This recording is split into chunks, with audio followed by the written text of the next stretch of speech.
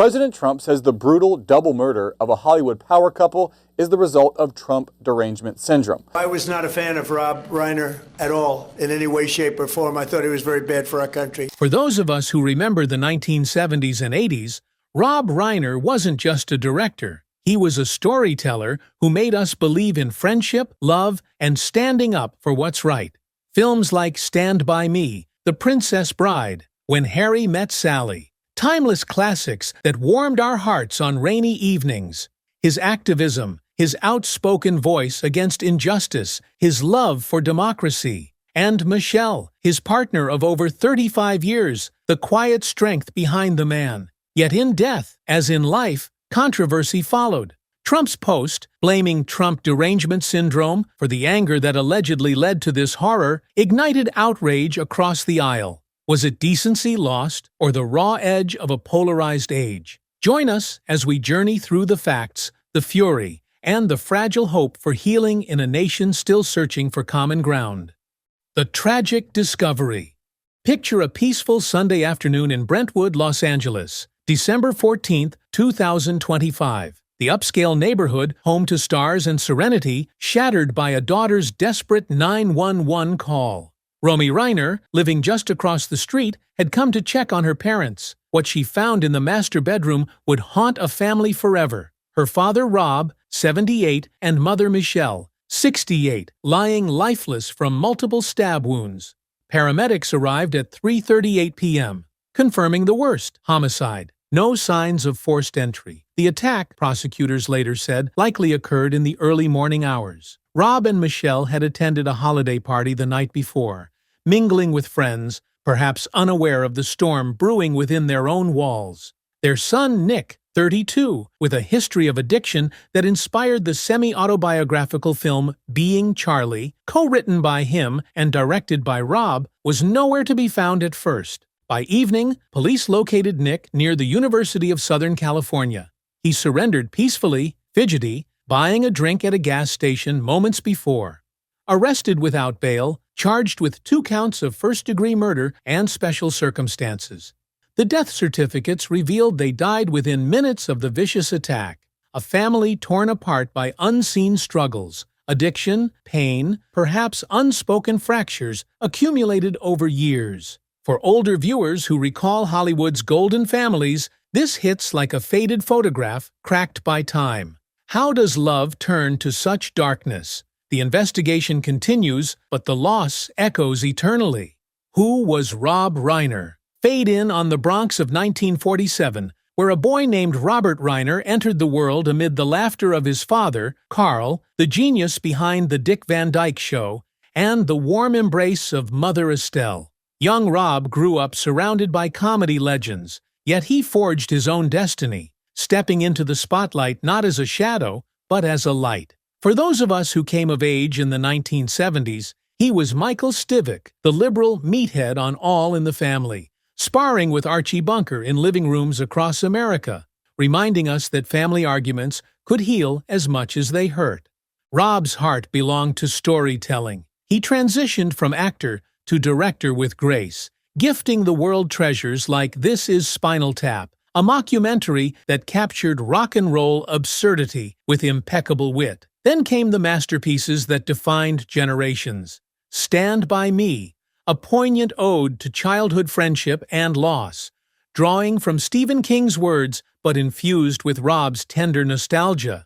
The Princess Bride, where true love conquered all in a fairy tale as you wish. When Harry Met Sally, exploring the delicious complexities of romance with Billy Crystal and Meg Ryan's unforgettable chemistry. And A Few Good Men, with its thunderous courtroom drama. You Can't Handle the Truth, echoing through time.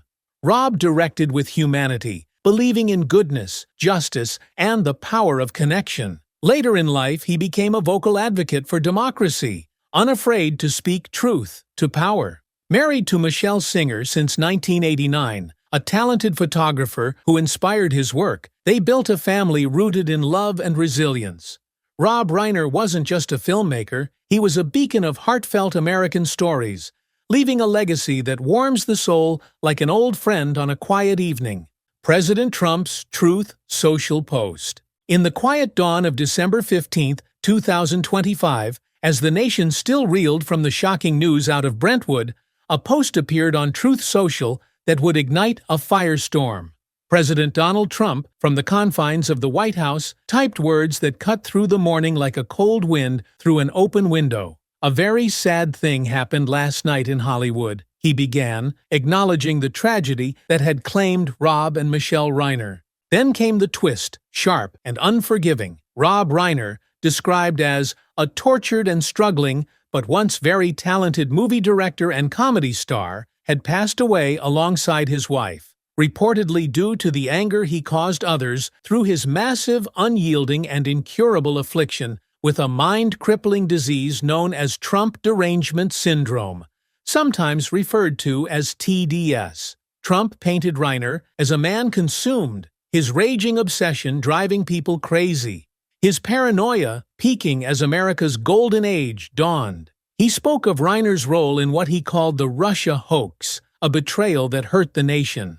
Yet, in a final note, Trump offered, "May Rob and Michelle rest in peace." It was less than 24 hours after the bodies were discovered.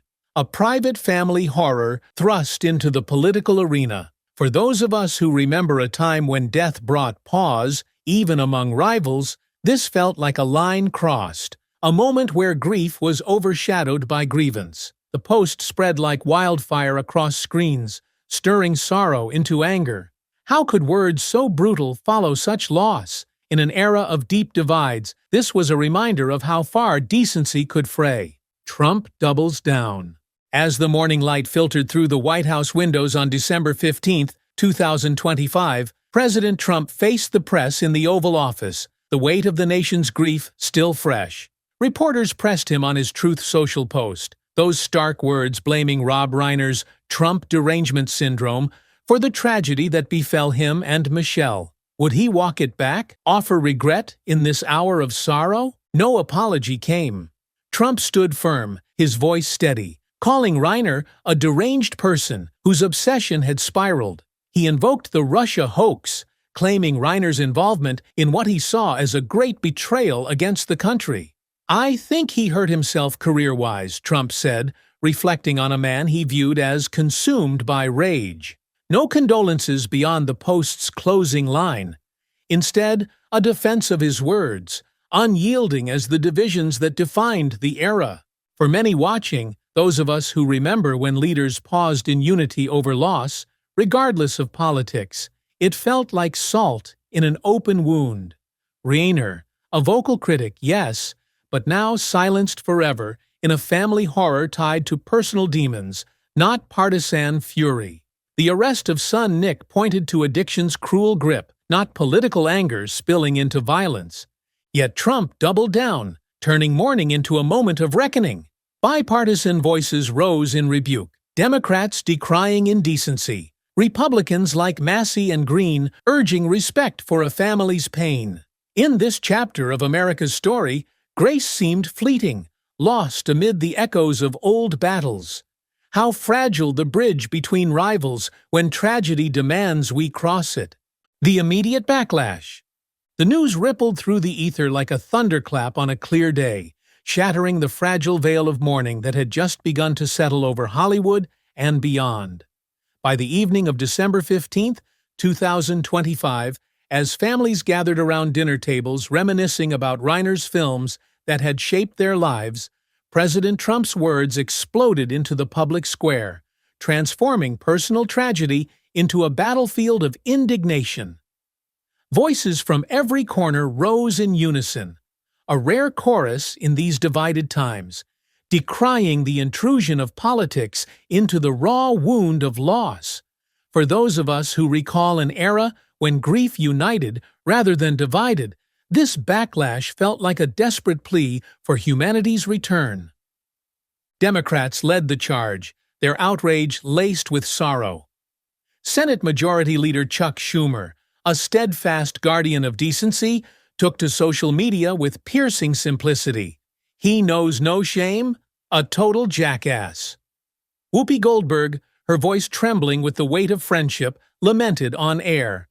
"I don't understand the man in the White House. Have you no shame? No shame at all? Can you get any lower? I don't think so.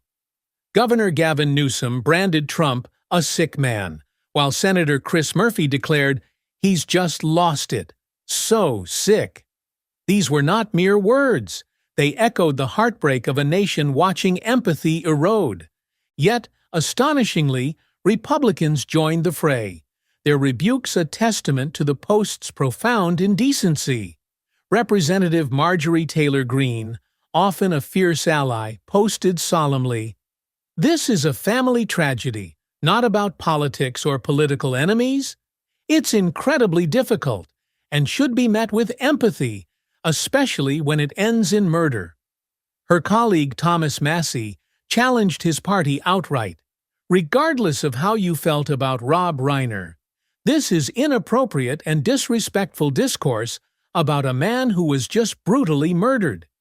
Even Representative Mike Lawler called it wrong, urging sympathy over division. In this swirl of fury, celebrities like Patrick Schwarzenegger deemed it disgusting and vile, amplifying the call for restraint. The outrage spread wide, a reminder of simpler days when death demanded silence, not spectacle. How had we arrived here, where even the grave was politicized? Why the outrage spread so widely? Imagine the collective breath of a nation held in suspense, as whispers of grief turned to roars of indignation across living rooms and social feeds.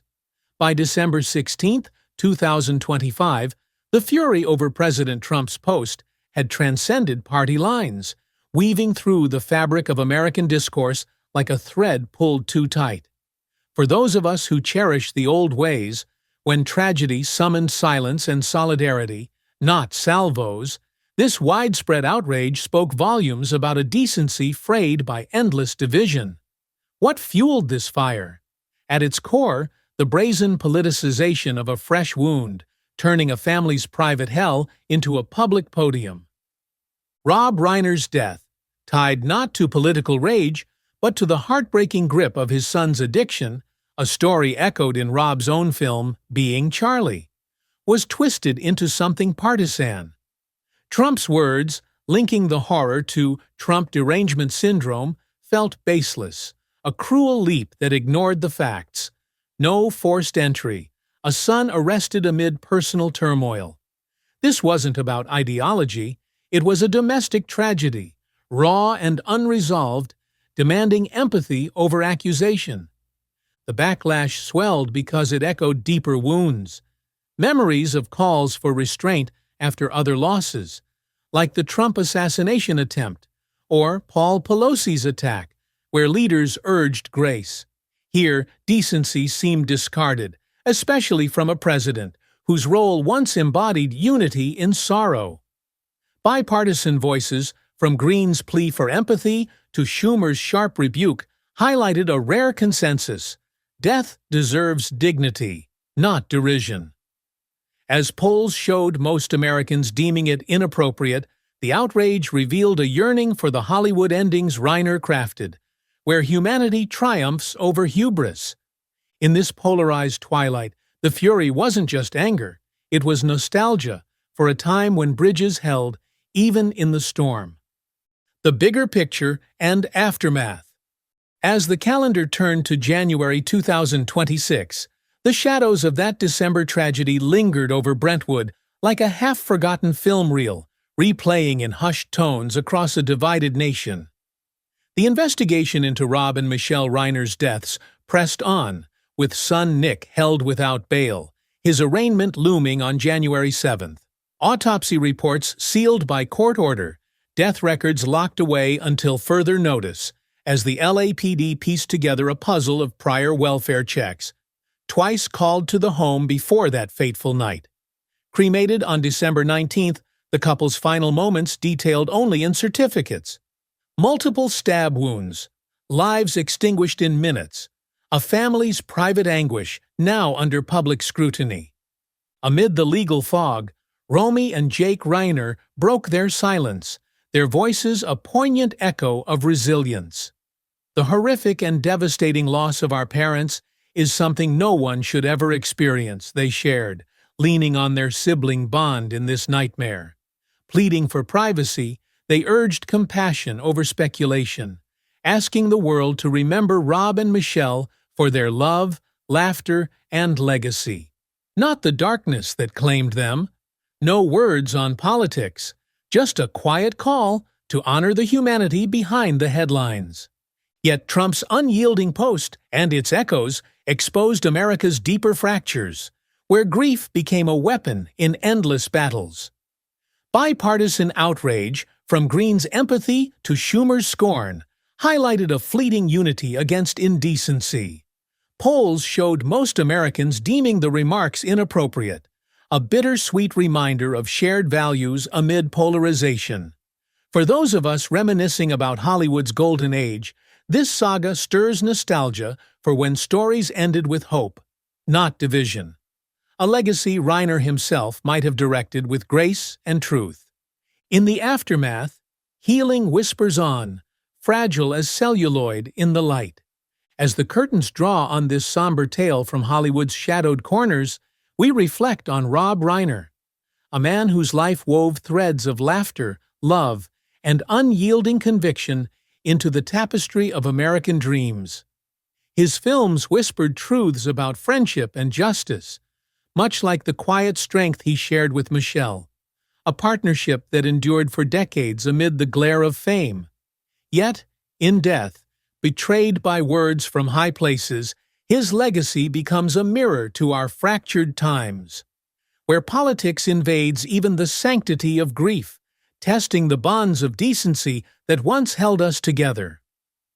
Bittersweet it is, dear viewers of legendary archives, to remember a storyteller silenced, his final chapter marred by division rather than the unity he championed. How might we honor such lives, by bridging divides or letting fury fade into forgiveness? What echoes of Reiner's spirit linger in your own memories of those golden screen moments? Share your thoughts in the comments below. Did his stories touch your heart?